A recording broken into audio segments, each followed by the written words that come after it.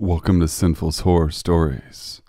Today's video features special guests, GrimTale brothers. I will leave a link to their channel in the description box below. Be sure to check them out and support them. Subscribe and like their videos. You know what to do. Sit back, relax, stay sinful. Story number 1.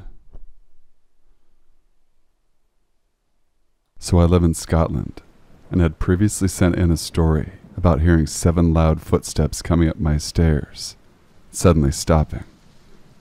I'm convinced that it was a supernatural being known as a jinn, and this story might involve the same thing, but it could also be my imagination since I was a kid.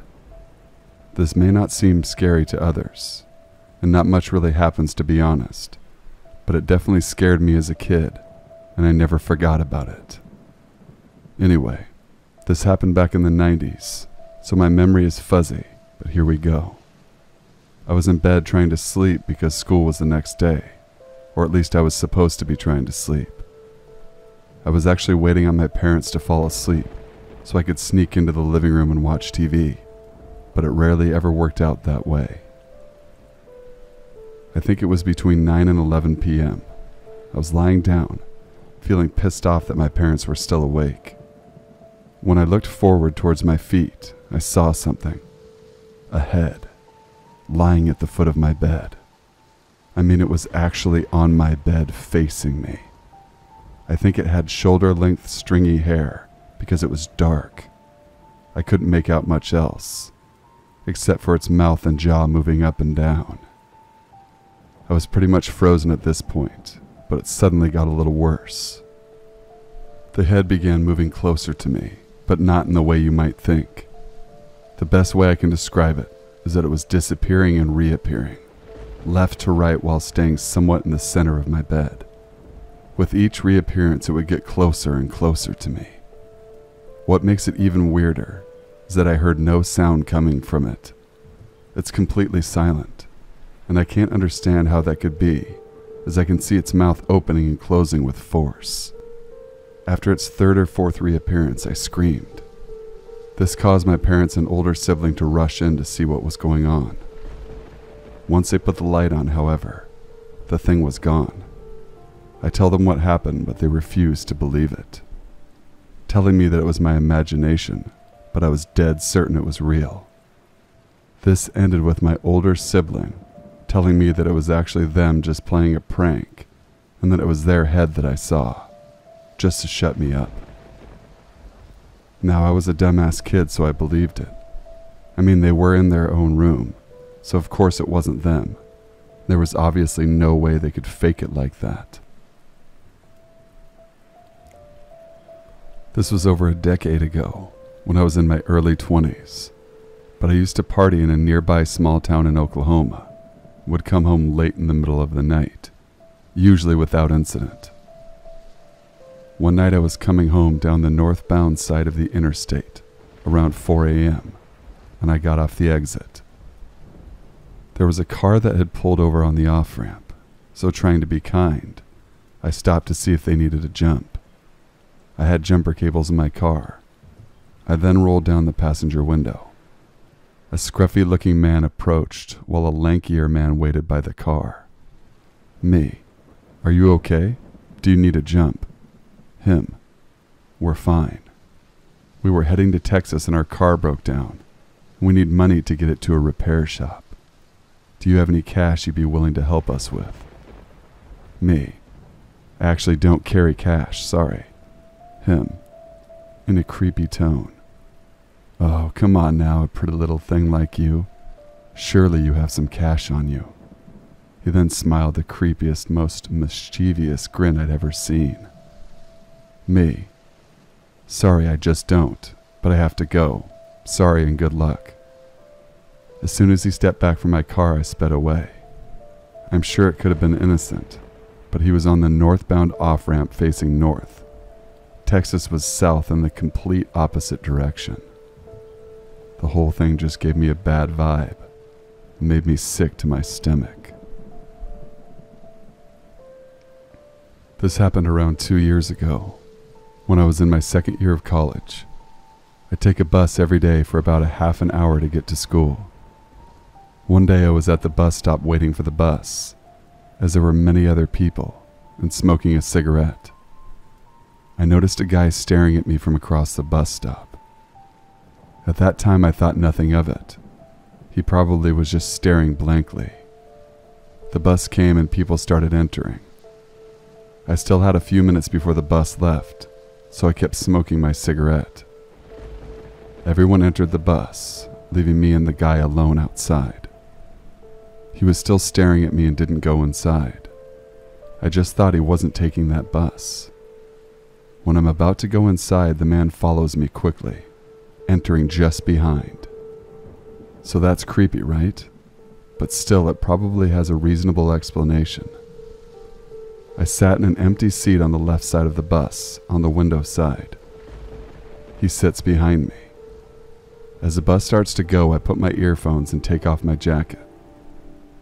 About 5 minutes into the ride, I start feeling uncomfortable, like something behind my back isn't letting me sit comfortably. I think it must be the jacket behind my back. I put my hand on the left side of my stomach to pull the jacket from behind me. What I felt wasn't a jacket, it was a hand. The man behind me had put his hand in my stomach and was moving it around. As I grab his hand, he pulls back in an instant. I take my earphones out and just sit there in absolute horror. I know I should have said something to the bus driver, but I didn't have the gut. I think to myself that he was caught and isn't going to try anything else. I put my earphones back and just try to relax for the rest of the trip. A few minutes later, I felt a hand touching my arm and stroking it. This time I was really scared. I still didn't want to make a scene, so I just did the first thing that came to mind. I crushed his hand as hard as I could with my elbow against the window. Even with my earphones blasting music, I heard the man scream under his breath. I switched seats to avoid any further interaction, and nothing more happened during that trip.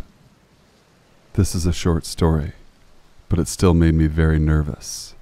I'm 17 and always been paranoid about being alone. I'm not sure why, but I always feel like I'm going to be snatched up and kidnapped. Anyways, I had gotten home from my boyfriend's house when I realized I had forgot to grab milk from my mom on the way home.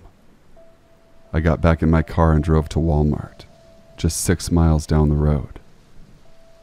Of course, nothing seemed abnormal about the lack of business at 9 o'clock. That is until a heavy-set tall man, who looked like he was in his late 40s, spotted me, started to follow me through the aisles. At first, I thought he just needed something from the coolers like I did. As I grabbed the gallon of milk, he paused at a random section as I passed. After 2 minutes of me walking towards the self-checkout, I spotted him in the reflection of a mirror by the clothing section. He was still following. He had nothing in his hands, which seemed off to me. I bought the milk and started to head to my car. I took a quick glance behind me and still saw him following me. Panic started to set in, so I fast walked to my car. Once I reached for my door handle and got in, he stopped about 10 or 15 feet away, then walked to the left side of the parking lot. Not sure of his intentions, but still, let's not meet again. When I was 12, my family was at dinner in one of their friends' homes. I didn't come with them because I was sick and didn't want to bother people with my problems. It was around 10 p.m., and I was reading a comic book in my bedroom upstairs when I heard my parents' bedroom window open. I thought it was a wind until I heard it close. I went to my parents' bedroom thinking my parents were back home and realized nobody was here and the window was locked. I wasn't realizing something was going on at this moment and verified all windows upstairs. They were all locked. I went downstairs and did the same thing, double-checking all the windows. It was only at this moment that I was scared and directly went to the kitchen to bring a knife, and then I decided to hide in a room ready to defend myself. I was in the room for 15 minutes when I heard some noises upstairs sounded like someone was walking. I was paralyzed by the fear. I was thinking of a way to leave the house as soon as possible. I couldn't open the window in the room I was in without making a sound, so I thought about running as fast as possible from the room to the entry door. I finally abandoned this idea in case somebody waited for the man in the front of the house. I looked out the door of the room that I was in to see if there was somebody in the kitchen, and then I saw them. They wore masks with holes for eyes and mouths and were in all black. Then I heard the sound of a car's engine in the garden. As the two men left, one of the men smiled at me before running away from the back door. I immediately left my hiding place and ran to the back door to lock it. When my parents got home, I told them what I had seen, and they didn't believe me at all. So to the men in my house, let's not meet again.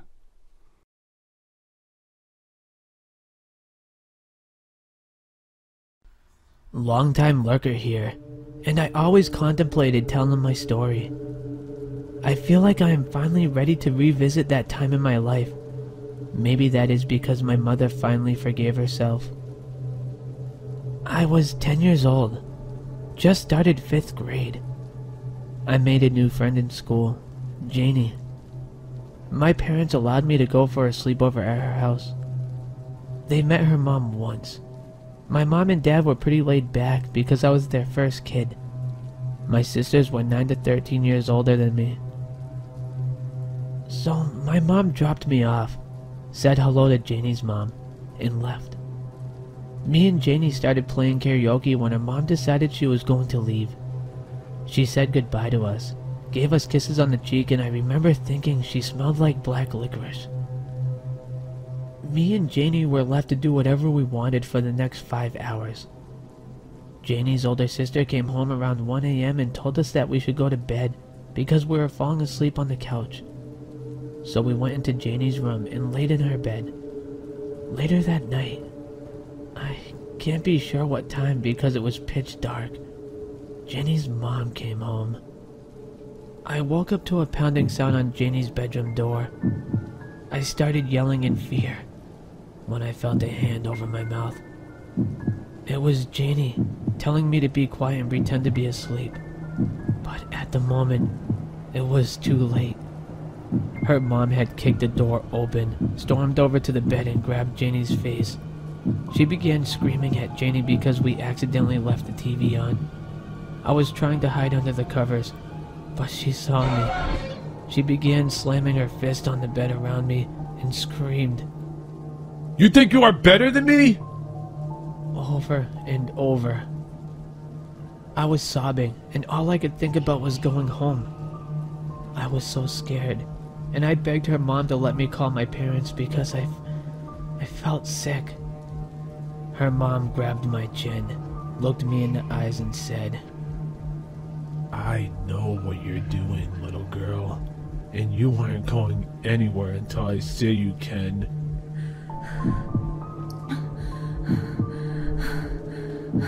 She stormed out of the room, slamming the half-broken bedroom door behind her. Janie said nothing, and neither did I. Needless to say, I did not sleep that night. In the morning when I went to call my mom, Janie's mom was on the phone. She wouldn't let me use it, even though I asked multiple times. Finally, she was going to take a shower and I heard her pass the phone off to Janie's sister and say, "Don't let that little bitch use my phone. If you do, I ain't buying you cigarettes anymore." I was a sheltered kid at the time, but when I overheard that, I knew I had to get out of there. I approached Janie's sister and she basically threw the phone at me. She was ready to give it to me before I even asked for it. With a look of fear in her eyes, she said, "My mom is calling her guy, so you need to call your home now." And so I did. She saved my life, and I still believe that to this day. Was her guy someone who was going to get rid of me? Oh, I shudder at the thought. The rest of the story isn't very exciting. My mom picked me up. I acted like nothing was wrong.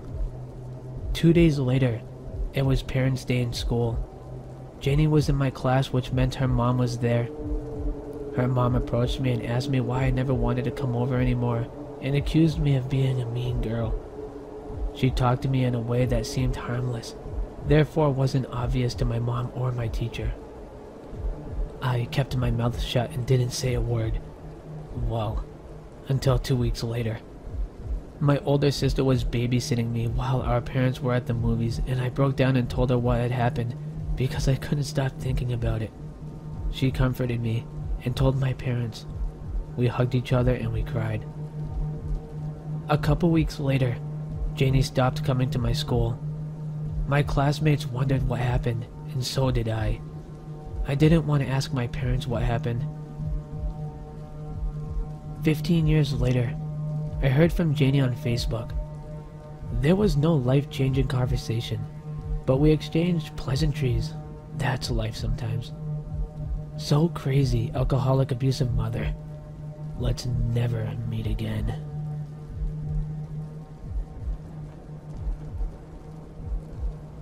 This happened a couple years back to a friend and I. We were about 14 then. I was sleeping over at my friend's house, and we were watching a movie in the living area. We lived in a nice area where there was almost no crime, and she lived in a small neighborhood almost no one passed through. We always kept the doors locked though, just in case. About midway through the movie, we heard a car pull up near the house. We didn't think much of it, because her father was at work and we thought he came home. We were wrong. Someone started knocking on the door. Her father had a key, so it couldn't have been him. I told my friend Cameron I was going to look through the peephole. I looked out and saw a man about mid-40s standing at the door. He was dirty looking and scratching his head, arms and chest. I thought that he must be on some type of drugs because he had wild eyes. I walked back to the couch where Cameron was, and I sat with her. I thought the guy had left because there was no sound outside. Just after I thought everything was fine, the door handle started to shake. The man was trying to get inside the house. Mine and my friend's eyes widened in fear. I told her to turn off the TV and go behind the couch just in case there was anywhere he could see through. I want in, Was the line that got my heart racing extremely fast. At this point, he was banging on the door. I want in. He kept yelling. Clearly, this man would not give up on trying to get into the house. Cameron was pretty much on the verge of tears, and I couldn't breathe. Luckily, Cameron's father had come home, and the car coming in scared the guy off. We ran to her dad and told him what had happened, and he called the cops, even though there was not much they could do. I stayed the rest of the night, but in the morning, when I went home, I told my mom and told her the cops were called. My friend was horrified to be at her house alone for a while, so she slept over at my house every night. We never saw that man around anymore, which is why I was thankful. That had to be one of the most horrifying moments I had ever experienced. Some crazy crackhead tried to break into my friend's house while we were having a sleepover.